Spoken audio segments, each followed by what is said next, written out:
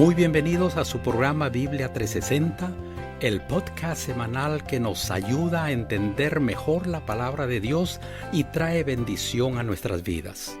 Nos da mucha alegría saber que están nuevamente con nosotros en sintonía. Tu amigo Noé Álvarez te saluda y te agradece el estar conectado con nosotros nuevamente.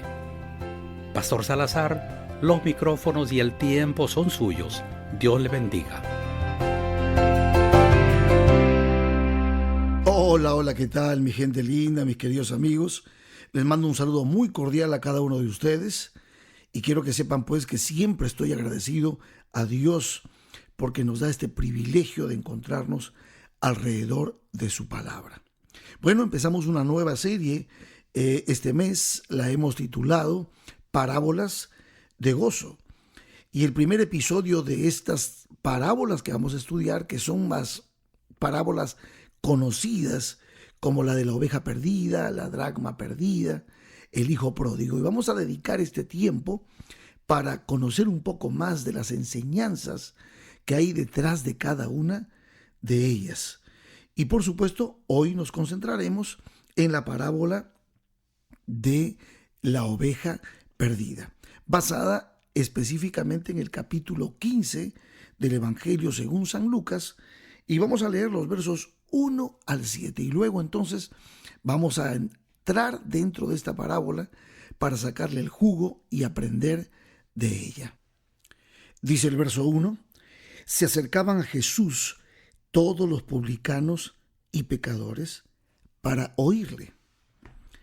Y los fariseos y los escribas murmuraban diciendo, este a los pecadores recibe y con ellos come.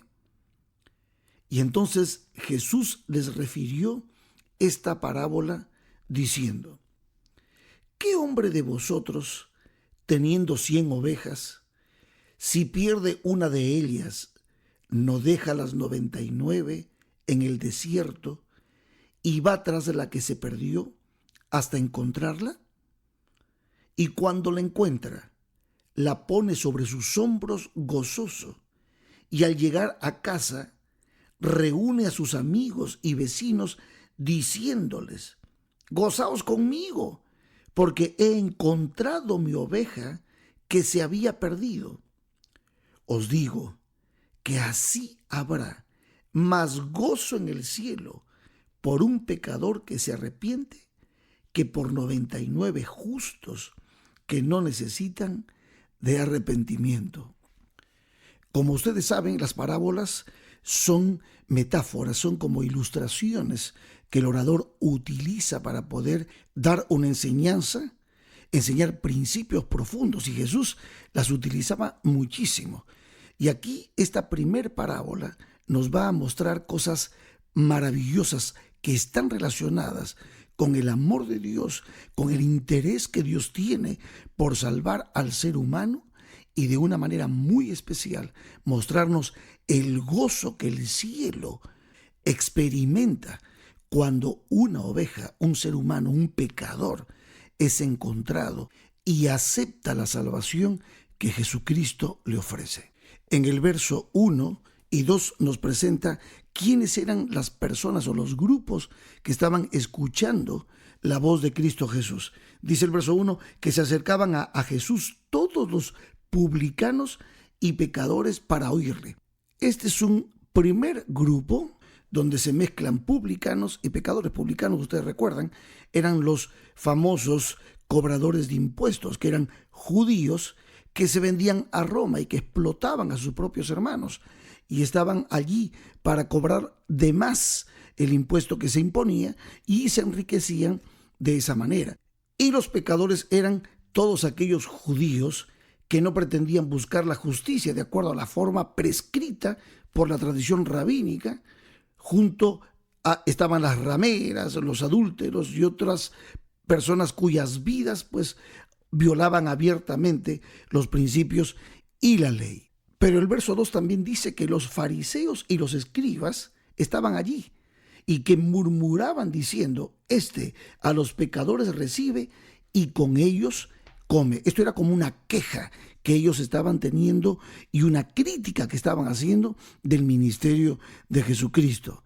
Es increíble, ¿no? Pero muchas veces en nuestras vidas se dan estos casos, estos grupos que están siempre en tensión, los que se consideran perfectos, los que se consideran santos, los que se consideran que están más cerca de Dios y aquellos a quienes ellos rechazan porque viven una vida disoluta, una vida completamente complicada y llena de pecado. Y entonces Cristo ahora va a hacer algo. En aquel tiempo pues era algo mucho más marcado porque los fariseos y los escribas que se creían santos y perfectos criticaban, menospreciaban y trataban a los pecadores, a los publicanos y a las personas comunes que no ejercían la religión como algo completamente bajo. Estaban en su concepto destituidos de la gloria de Dios.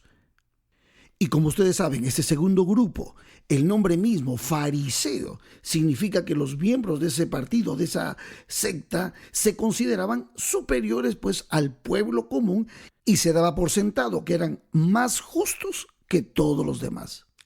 ¿Recuerdan ustedes que el verso 1 decía que se acercaban a Jesús todos los publicanos y pecadores? Bueno, esto justamente irritaba, enojaba a los fariseos. Los dirigentes estaban muy disgustados con Jesús por la cantidad de gente que seguía al maestro, por el interés que esta gente mostraba por Jesús y por el trato que Jesús les daba, porque Jesús los trataba con simpatía, no los despreciaba, porque los recibía y porque ellos a su vez respondían al trato, al amor, al cariño que Jesús les daba. Y por eso estos fariseos y escribas estaban ahí. Muchos de ellos eran comisionados por el Sanedrín para seguir a Jesús donde quiera que iba, porque querían escuchar, querían observar y después informar lo que ellos veían. Ahora, ¿no les parece paradójico que los que se consideraban justamente ejemplos de justicia se sintieran tan incómodos en la presencia de Jesús, mientras que los que no pretendían ser religiosos, como estos pecadores y publicanos, se sintieran tan atraídos al maestro? Es que sin duda, mis amigos, la diferencia estaba dada entre la hipocresía de los fariseos y la ausencia de fingimiento de los publicanos y pecadores. Los fariseos no sentían ninguna necesidad de las bendiciones que Jesús estaba ofreciendo. En cambio, los pecadores, los publicanos, percibían su necesidad y no estaban intentando ocultarla. Los fariseos estaban contentos con su propia justicia, pero los pecadores y publicanos sabían que no tenían nada que ofrecer y entonces estaban abiertos a recibir las bendiciones que Jesús les ofrecía. Y por eso los fariseos trataron de manera despectiva a Jesús. En el verso 2, en la parte final dice, a los pecadores recibe y con ellos come. Me río porque ellos están diciendo una gran verdad. ¿Recuerdan ustedes que en una ocasión anterior Jesús había enfrentado esta misma acusación con esa afirmación maravillosa de Marcos 2:17, cuando Jesús dice, yo no he venido a llamar a justos, sino a pecadores al arrepentimiento? La crítica y las murmuraciones que hacían no iban a cambiar en absoluto la actitud que Jesús tenía, sobre todo cuando se trataba de defender a un alma. Entonces es en este contexto en que el Señor hace algo, y es cuando introduce esta maravillosa parábola. En esta parábola lo que está haciendo Jesús es mostrar el amor de Dios por el mundo pecador, el amor de Dios por un solo pecador. Si hubiese habido un solo pecador en este mundo, Dios hubiese venido igual a salvarlo.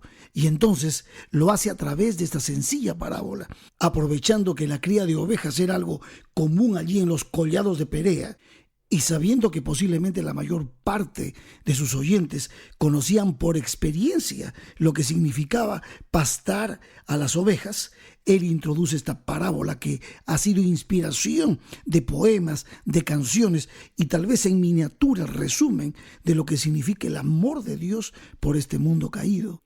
Y por eso Jesús dice en el verso 4, ¿qué hombre de vosotros, teniendo 100 ovejas, si pierde una de ellas, no deja las 99 en el desierto y va tras la que se perdió hasta encontrarla? Esto lo hace en forma de pregunta. Y Jesús lo hace así porque Él está tratando de hacer pensar esto tanto a los fariseos como a los escribas. Definitivamente, el valor que un pastor le daba a una oveja era impresionante. Cualquier oveja era tratada de manera personal y hasta les ponían nombres. Los pastores de Palestina solían conocer a cada oveja y la cuidaban una por una y no en conjunto. Y no solo eso, sino que la pérdida de una oveja equivalía a una diferencia apreciable en sus ingresos.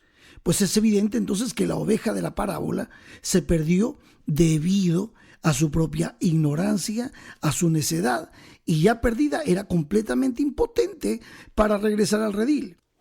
Sin duda, la ovejita se daba cuenta que estaba perdida, pero no sabía qué hacer. Saben, mis amigos queridos, la oveja perdida representa al pecador de manera individual y, ¿por qué no?, representa también al mundo en general. Por eso esta parábola nos enseña que Jesús habría muerto aún cuando hubiera existido tan solo un pecador, así como murió por el único mundo que pecó. Con esta parábola, Jesús no solamente estaba queriendo llegar al corazón de los publicanos y pecadores, sino también al corazón de los fariseos, de los escribas, tratando de mostrarles el amor maravilloso de Dios, que Dios vino a buscar y a salvar lo que se había perdido.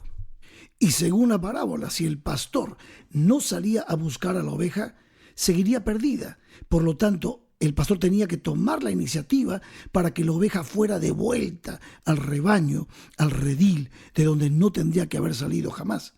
Saben, amigos, la efectividad de la salvación de Dios no consiste en que nosotros busquemos a Dios, sino en que Él, el Dios de los cielos, vino a buscarnos a nosotros. Podríamos buscarlo posiblemente por cualquier lugar, por nuestros propios medios, pero jamás lo encontraríamos, porque para eso tú y yo somos impotentes. Por eso pienso que cualquier enseñanza que afirme que el cristianismo no es más que un intento humano para encontrar a Dios, pasa completamente por alto el hecho de que Dios es quien busca al hombre. Es Él el que planificó nuestra salvación. El Padre la planificó, Jesucristo la ejecutó en la cruz del Calvario y el Espíritu Santo la completa en nuestro corazón. Dios busca al hombre porque de tal manera amó Dios al mundo que ha dado a su Hijo unigénito para que todo aquel que en Él crea no se pierda, mas tenga vida eterna. Lo dice Jesucristo una y otra vez. Yo he venido a buscar y a salvar lo que se había perdido. Dice el mismo Señor Jesús, yo he venido a buscar y a salvar. Qué maravilloso, grandioso es nuestro Dios. Su amor por cada uno de nosotros es inexplicable. Dice la última parte del verso 4, que va tras la que se perdió hasta encontrarla. No le importa el desierto, no le importan los chacales, no le importa. Dios quiere encontrar a su oveja. ¿Puedes entender ese amor, mi querido amigo, mi querida amiga? Excede a todo conocimiento. Maravilloso Dios.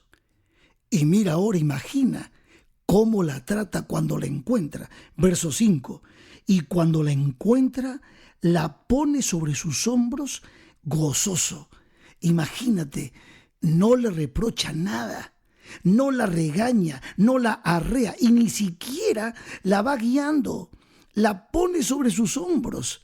La oveja pobre, perdida, completamente fría y temblando, se empieza a calentar porque está ahora en los hombros de su pastor que la está llevando de regreso al redil.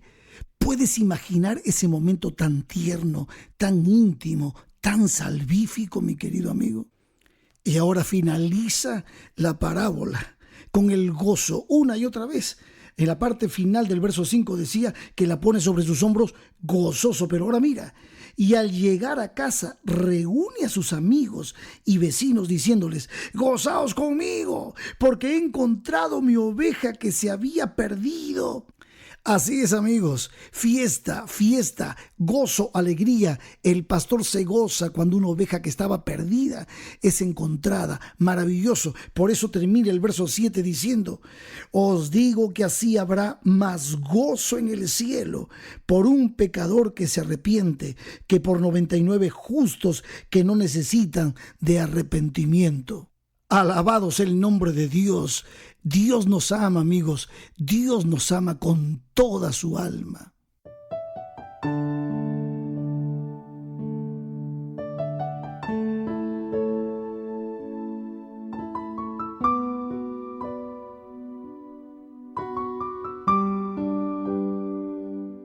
Es por eso, mis queridos amigos, mis queridas amigas, que siempre está nuestra invitación para que ustedes puedan abrir sus corazones al amor de Dios. Si Él te está buscando y tú te dejas encontrar, entonces no dudo de que tu bendición llegará inmediatamente.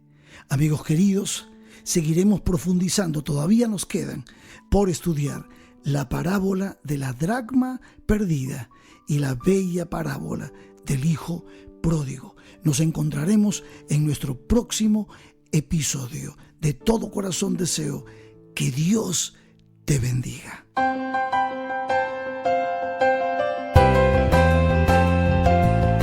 Agradecemos al pastor Homero Salazar por la reflexión que nos trajo el día de hoy. Recuerda, mi querido amigo, compartir estas reflexiones con otros. Nos despedimos por hoy, esperando encontrarnos nuevamente muy pronto. Dios les bendiga a todos.